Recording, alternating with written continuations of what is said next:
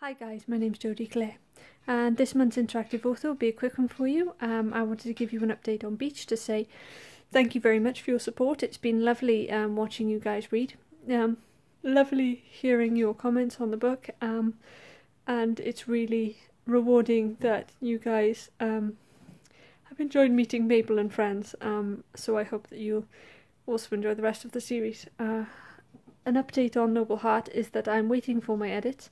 As soon as I get them, I will turn them around as quickly as possible, and I will keep you updated on it, I promise.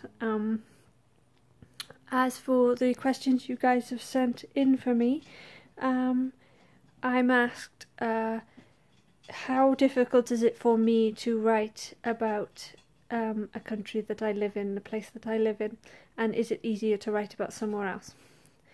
I think it kind of takes a different way of looking at it, because it's easy when you come from an area to forget that people have never been there before, and I suppose if you have lived in an area long enough, sometimes you don't see it as a reader might, as a visitor might. So if you can get your mind and your character into picking up the details that are unique to the place and the flavour, that most definitely helps. I've always found that writing places I didn't live in, or I've made up, came more easily, because you could create sort of the feeling and the atmosphere with the surroundings that you've kind of pulled out, because it was easier to do because I'd never seen those places before, or I hadn't been there often, whereas with my home country of Wales, sometimes I forget how beautiful it is to see a beautiful rugged mountain with wind sweeping over it. It's an incredible place, a very eclectic place. But I love it, and I hope that does shine through in my work and it makes you want to visit. What is my strength as a writer? My strength as a writer, I think, is that I've been lucky enough to have characters that I feel are unique and fun to write.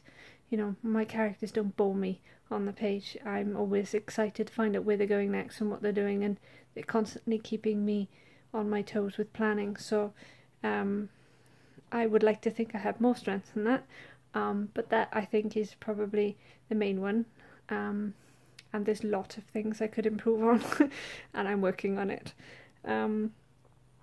What do I want my readers to think when they pick up the Above and Beyond series? Okay, I think my struggle with the Above and Beyond series is that there are lots of different flavours to the series. It's not quite all about mystery, and it's not quite all about Aaron's abilities, and it's not quite all about love.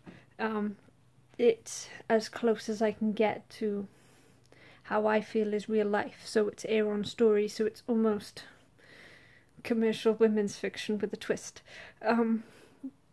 But I find that all those elements make it something different, which gives my poor publisher a difficult time in where to place it, but I hope delivers an experience that is unique to the series, and I kind of love that Aaron is someone who makes a difference and is kind and is caring, and is an amazing friend to the people around her.